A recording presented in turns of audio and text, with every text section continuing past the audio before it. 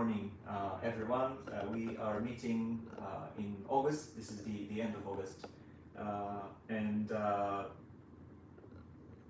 here in Japan, I have a friend here who visited us from San Diego, and he has spent a few weeks with his family, so he's joining our class today.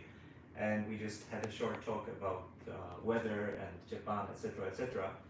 And he just mentioned that it's in San Diego, as he's from San Diego, it's also hot but not so humid. And I must admit, although I like humidity, because I said many times before I don't like dry weather, and it's really extremely dry here in Japan. So that the humidity level drops to like sometimes 5 or 6% in winter, so it's really crazy. But at the same time, when it comes to summer, so the humidity is increasing. So now, yesterday I think, I checked the level of humidity, it was like 97. so 97%, it's like you have shower all day long for free. But actually, at the same time, when you visit, for example, Japan here in summer, especially in July and in August, it's very, very actually rare thing to find a place, at least in a temple, where you can have longer sitting practice, because actually because of the weather, it's not possible.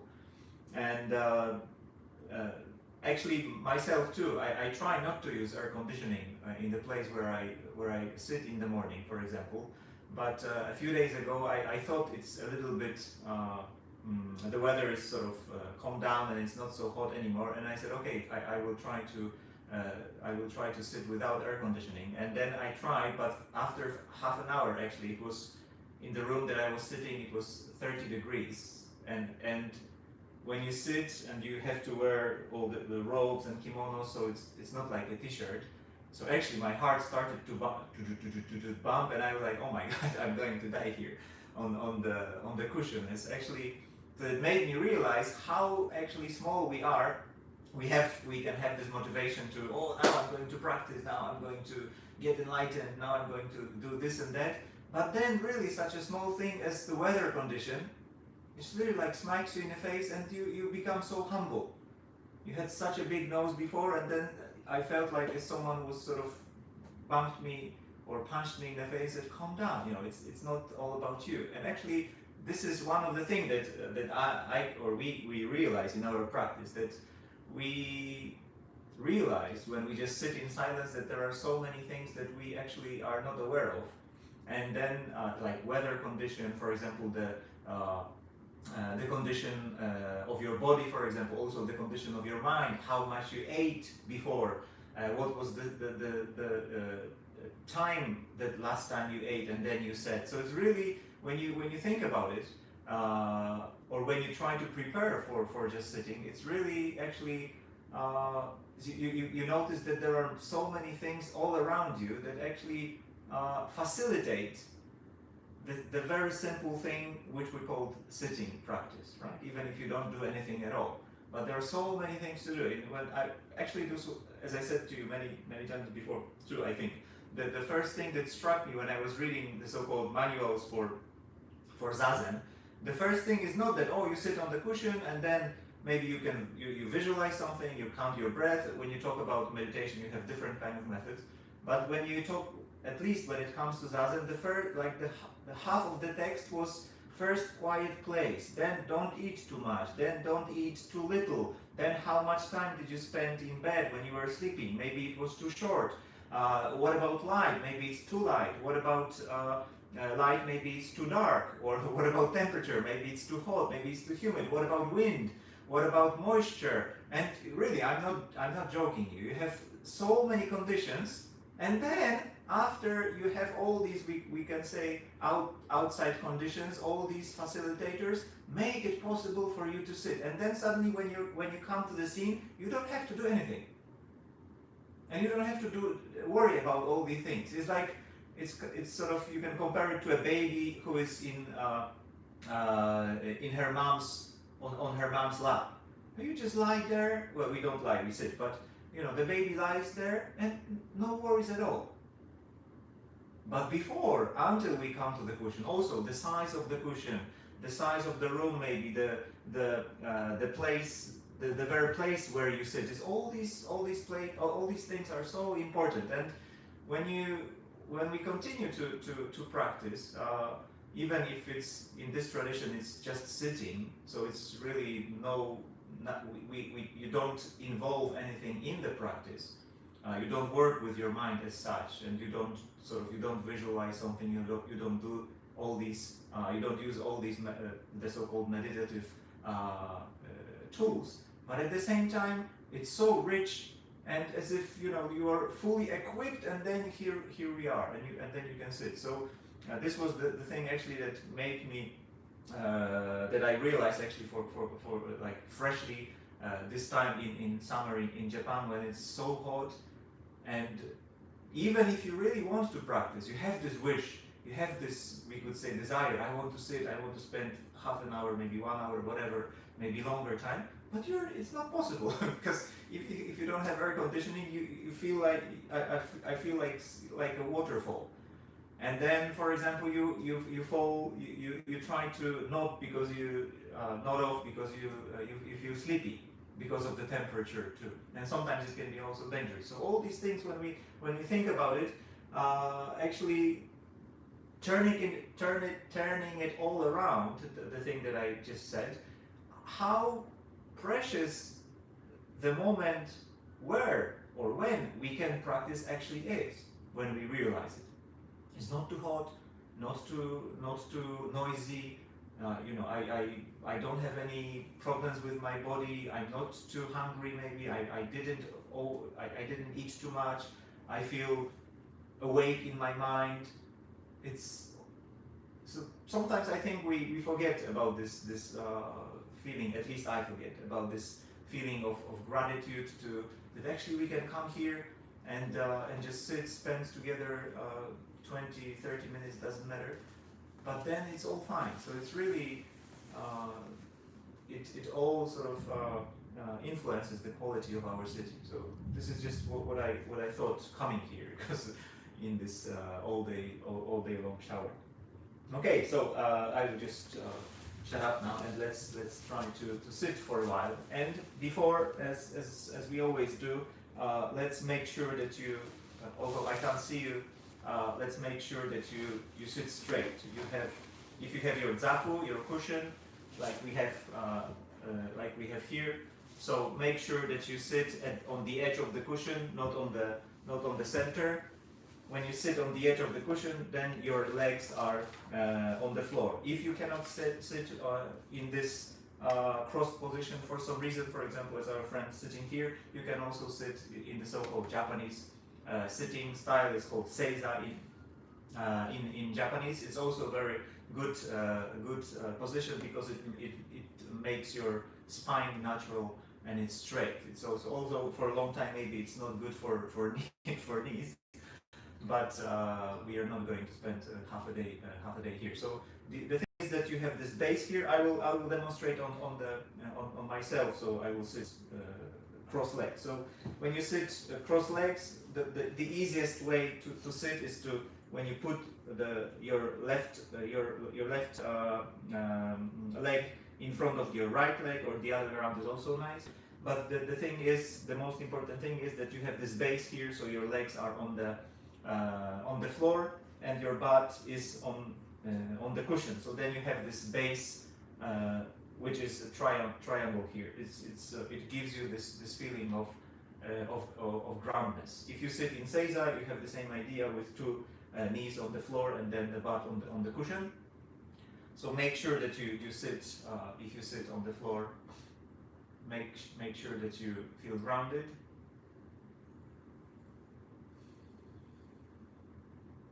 And then when you take care of this position, then naturally your ears are in the same line with your shoulders, and then make sure that your nose is in the same line with your navel, so that you don't lean to the right or to the left.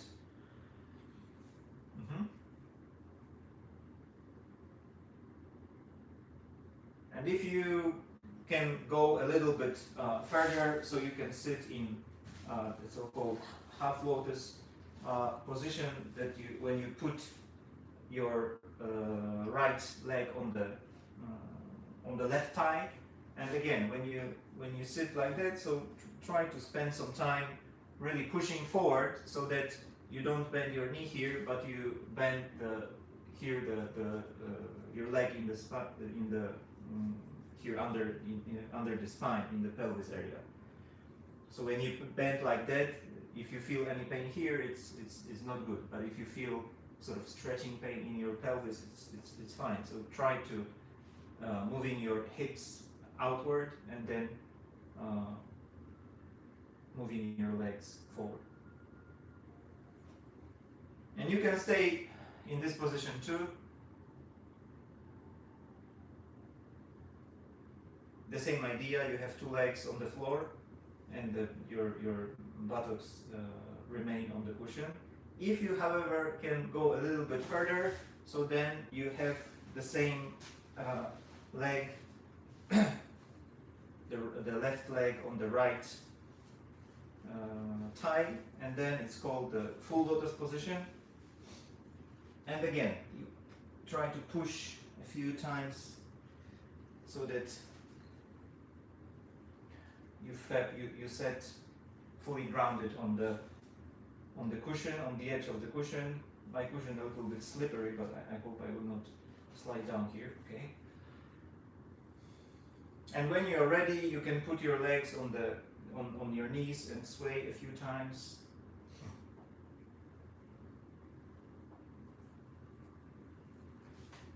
And try to how you feel when you sit.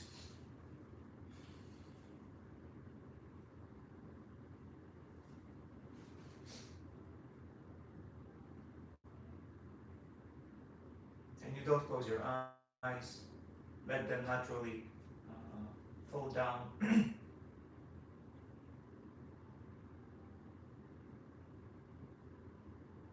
when you sit comfortably, you put your hands on your lap. You have right hand and then you put the left hand on it. So you form such a egg-like shape here.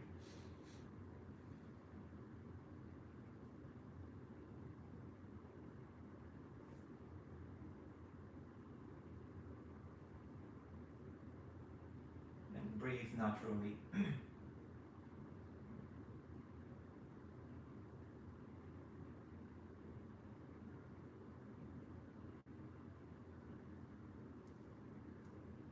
Alright, so let's sit for a while together.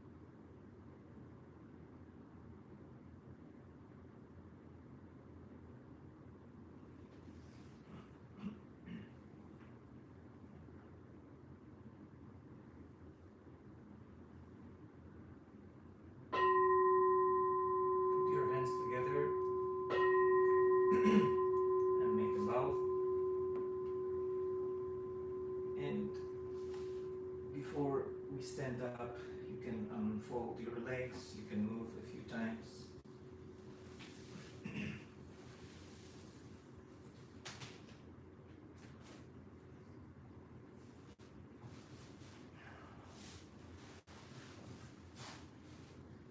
So this Mark is, as I mentioned, he came from San Diego and he has been practicing, or he was before, with Charlotte Joko Beck, very famous Zen teacher, and then he's staying in her center.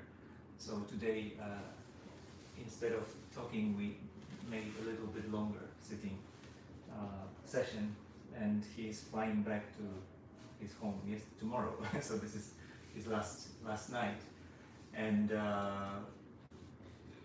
for those of you who stay in Japan, at least now in summer, for me this is the most, as I mentioned, I complained about humidity and hot, etc. But actually, when you are in Japan at the end of August, and when you have a chance to go maybe to a park, or maybe, well, Tokyo maybe not forest, but like small grove or somewhere where you can find some green areas, there is a very beautiful thing like summer crickets and lots of small insects that sing all the time in the evening and early in the morning. So I always, one of my favorite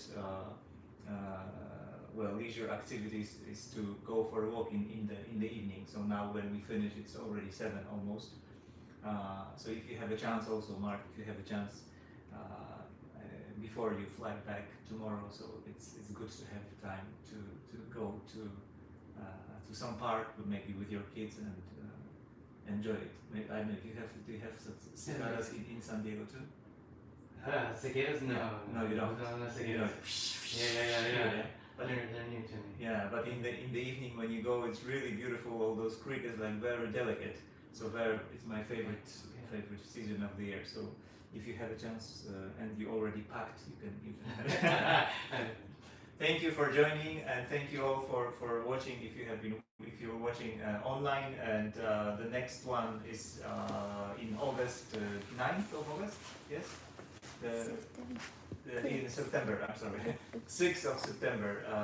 So I hope to see you. If you have a chance to come here, you can come here. And if you don't have a chance, so I hope you can participate online. Thank you for watching or sitting together with us. Thank you, Mark, for coming. And see you soon. Thank you very much.